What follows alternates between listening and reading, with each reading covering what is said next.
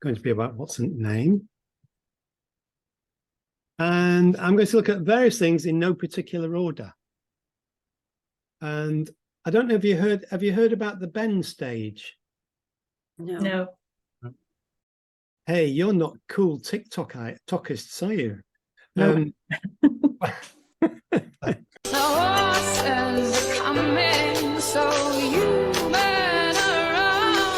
Well, that was exciting, wasn't it? No, it wasn't, was it? Well, it was a meme which has got, actually I looked at it, and that one there has got 13.8 million views, and that started off. I know, it's a bit extraordinary, really, isn't it? It doesn't really seem to make any sense to me either. The idea is that if you're if you're a Ben, it's currently, I don't know whether anybody's got any relatives, sons, daughters, sons, or anything like that called Ben, but it was currently the 348th most popular boy's name, down from its peak position of 21st in 2002. And so it refers to a period of unhappy or unfulfilling relationships, either with one person or a series of similar rubbish partners. So that's the Ben stage. It's a shame giving it the name. It's like calling people Karens, isn't it? Let's go on to Karen. And I agree with you. It's very, very amusing at first when you see it. But then you think, well, is it just another way of having a go at women? Yeah, especially women called Karen. I mean, poor things. Yeah. But you could say the same with Ben as well, though I don't. Yeah, exactly. That's a very recent one. That's only a meme that started this year, so I don't know whether it's how real or whatever it is. These come and go very quickly, but the Karen one seems to have gone further than most. I think it's awful. And Karen is used as a pejorative term, as slang for a middle-class white woman perceived as entitled or demanding beyond the scope of what is normal. wow.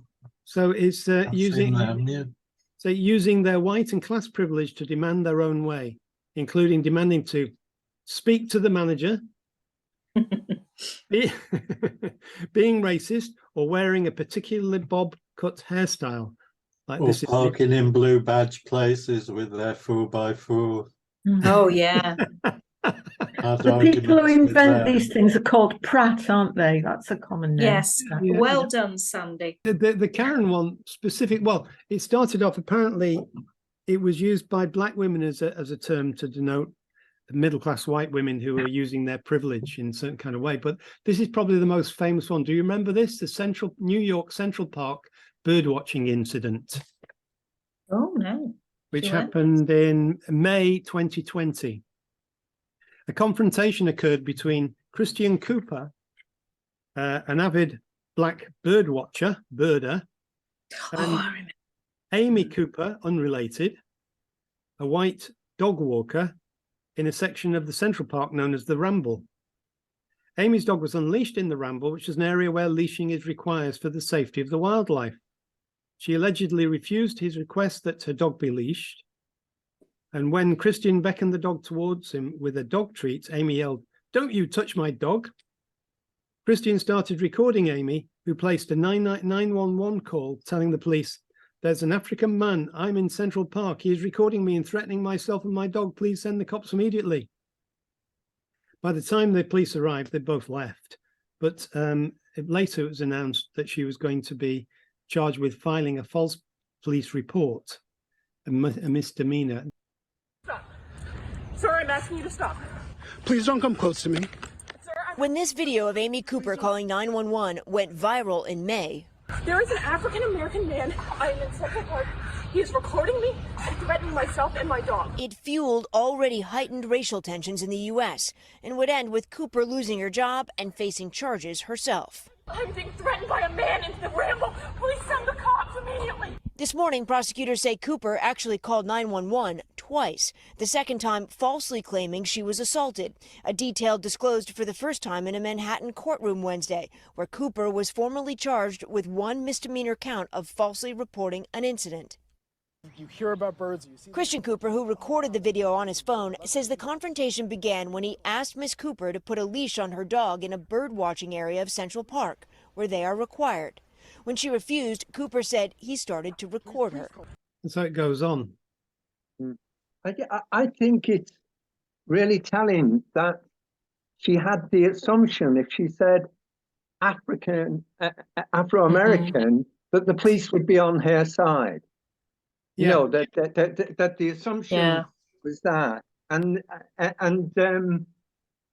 suppose it's, in terms of history, very unusual, isn't it, the way it turned out? You know, that actually, you know, the guy was not jumped upon or anything like that. But it just reminds you, I mean, the first one we looked at, Karen, implicitly there was misogyny in that. And, the problem is that there is no unity in these divisions. The only unity that actually we can get is in terms of class. It is interesting. Her name's Amy, not Karen, isn't it? So you can't say that the Karen meme just started from her. But I think you're right. It's which is more powerful, racism or sexism in that instance? You know, because we could be sexist about women called Karen, but people can be racist, obviously, and use their whiteness as some sort of tool or what they think they can. I wonder if we're overstating the racism aspect here. She's describing the man who was threatening her. I don't think it was racist. If it had been a white man, she would have probably called him a Caucasian, because that's the way New Yorkers speak. So I think, okay, you might see an element of racism here, but I don't think as explicit as it's made out there. Maybe you're right. She may have been reporting facts rather than stating an opinion. Or what she thought were the facts. Yeah. Yeah. Well, she was saying there's an African-American man filming me. I suspect, as what kind of New Yorker she does, she would have described him as a Caucasian man if it'd been a white man. That's all I'm saying.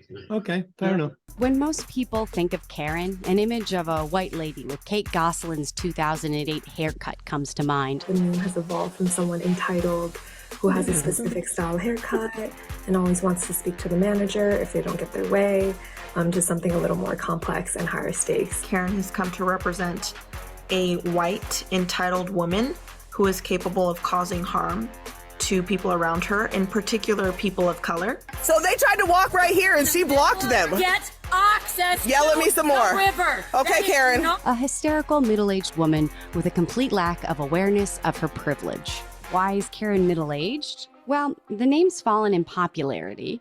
As of 2018, it sits at 637th for US girl names.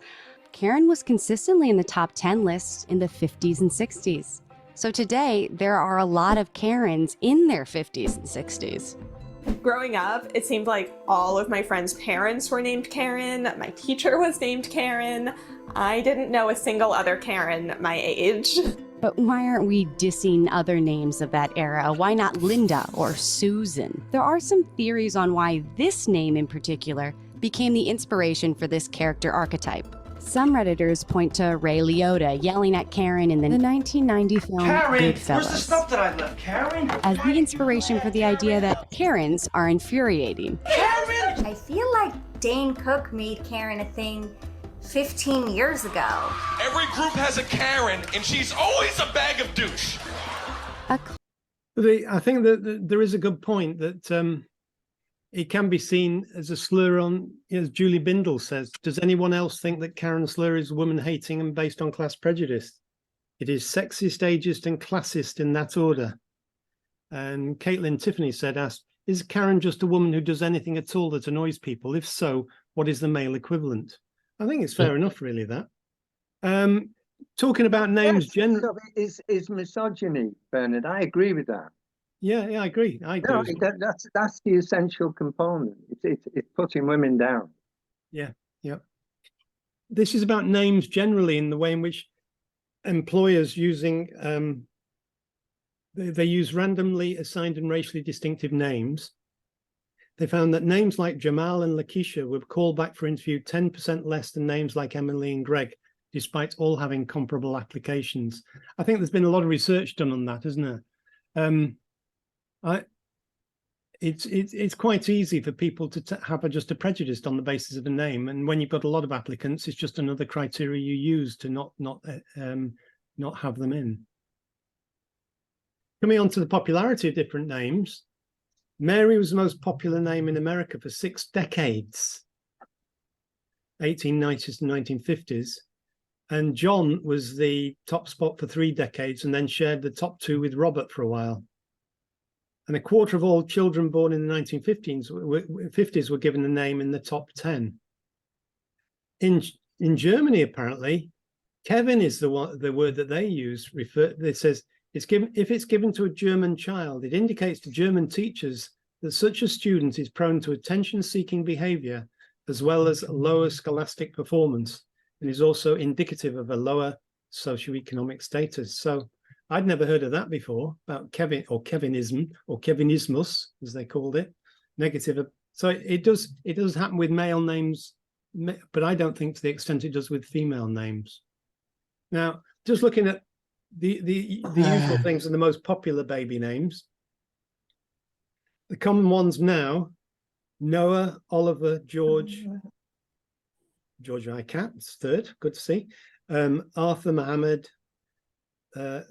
I think it probably Muhammad would be the most popular one if you took every spelling of the name Muhammad. Yeah. But I think they don't like the idea. This is just me thinking. They don't like the idea of Muhammad being number 1, so they separate it out because of the different spellings of it. There you go. Okay. And for women, for girls, Olivia, Amelia, Isla, it's not Isla, is it? It's Isla. No, it's Isla. It's Eva, lovely name. Ivy, Freya, Lily, Florence, Mia, Willow. Yep, Yeah. they all seem pretty popular. Yeah, I met loads of them. And this Yeah, is how lovely. it's changed. The most popular names for girls born in England and Wales in 2021 got the rank there. And then what have gone up? One have gone down. Mia's went up, went down again. All the others, though, the first 4 are fairly static, aren't they? From 2016. Though Ivy's didn't seem to be anywhere before 2020, and that's very old name. So is Lily, isn't it? Lily used to be a very popular name many years ago. Often they're named after film stars and those names suddenly become extremely popular, don't they? Mm. I mean, has Lily come from Meghan and Harry's child, or Ivy? I don't know. No. Yeah. What about Ava? Ava Gardner? I think not. Well, it's a bit out. They probably wouldn't know who she was. The parents. Don't know. Interesting. This is boys. Noah is number 1, gradually crept up. Oliver's down for the first time for a long time. George is still quite popular. I suppose you can see from the royal one. Mohammed, as I said, number 5. Harry seems to have gone down a bit. That's Harry Potter that came in with, didn't it? Oh, There were you're quite right. Yes. thousands and thousands of Harrys. Yeah. And there's an Archie there as well, which is interesting. Wonder, yeah. Maybe from. Here's a place where you can go to where you can put your name in and find out more about it. Now, on my details, I was born in 1947. It was the 37th most popular name in the 1940s. And look at it now. It's 878th. There have only been 596 babies born in England and Wales called Bernard since 1996. Oh. Going down, Makes you rare. I think there are even fewer Gordons. Well, we can check in a minute. I'll just go on to that. Yeah. Now on to birthdays. These are the most common and least common days for birthday. It's like a heat map. You can see the different heat of it. This is from that well-known sort of newspaper called the Daily Mail, who can't even spell birthday, it would seem. Oh no. Birthday. Birthday. More people are born in September and July, while the rarest birthdays are in November, December, and January. September the 12th, 18th, 25th, and 26th were found to be the most common days for births. Anybody born around in September? Well, we're not very common then. No. Of course not. I'm early in October, but that's not. Oh, yeah, close. Yeah, pretty hot. Pretty hot. I'm born in March, which seems pretty cold. Around Christmas is one of the least likely days to be born, together with New Year's Day. But also July the 4th and late November. But the point about that is, of course, that doctors often refuse to do C-sections on public holidays. So they'll push you to have a baby before a holiday or leave it till afterwards before you get it. I think that's one of the reasons. But you can see why they would be least popular. But I thought it was quite interesting. Apparently, there's one day when, if you really wanted to get pregnant, was a day in spring. I can't remember. I had it somewhere. The sperm is the healthiest size and shape to fertilize an egg during March, April, and May. And rarest birthdays of the year, you can see them there. Is anybody on any of those days? February the 29th, you can understand, because that's leap year, isn't it? Yeah. But I was due on the 25th of December, but I arrived on the 21st. I've probably told this story before. I was supposed to be called Carol because my parents my parents wanted a girl, and I was due on the 25th of December, but arrived 4 days earlier on the 21st. Oh, hence the Carol. Yeah, yeah, I get it. Yeah. Nice one. Now, here's surname. Look at that at the top.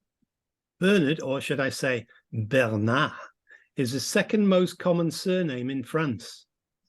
So I don't make it to any of the forenames, but as a surname, I'm up there with the who was it? The actual one, Martin. The most popular one in France for a surname is Martin. They seem to have a lot of first names as second names there. You know, Bernard, Martin, and there are some others which I've forgotten. But these are the ones in Britain. Nothing unexpected there.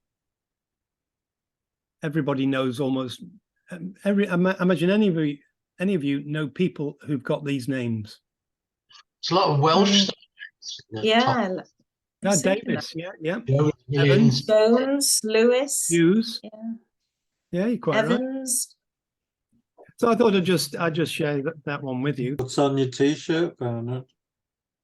It's it's an American football shirt for the San Francisco Chargers. All right. Thank you. I just like the colour of it. I got it in Affleck's Palace about 20 years ago. It is. Oh, Affleck's Palace. Lovely blue. Yeah. Yeah, so yeah, you can look it up in this website. You go and you put in, you find out how popular the name was, what the most popular names were at your birth, which weren't yours, obviously. Well, you've thrown up some quite interesting issues there, actually.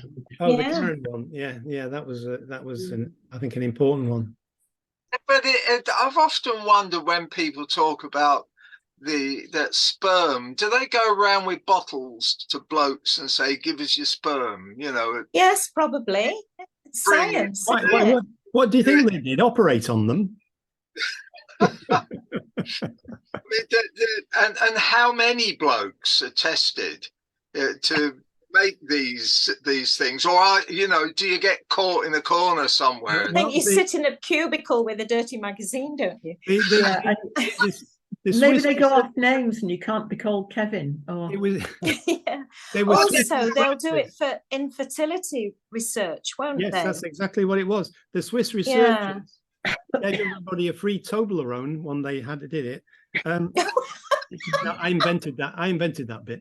The University of Zurich, they got samples from 7,068 men aged 25 to 40 undergoing fertility treatment. That's why they do it. Yeah, gosh, but that then, if there's a group of blokes undergoing fertility treatment, they're not going to be Is there then a question to their fertility? So is their sperm representative of those not going through? No, they would have to do a control. I bet they use university students. Yeah, they're usually popular for that, aren't they? In Is the that the men science having labs. for Is that with a huge supply of dirty magazines then, is it? They bring their own. Couples trying for a baby should have sex before 7:30 a.m. on a spring morning. If they want to. Oh, before 7:30. Yep. That's when Okay, so it's who decides to put the alarm clock on then? Yeah, no, it's just you just wake up because you're feeling very, very full of semen. Oh, I see. Right.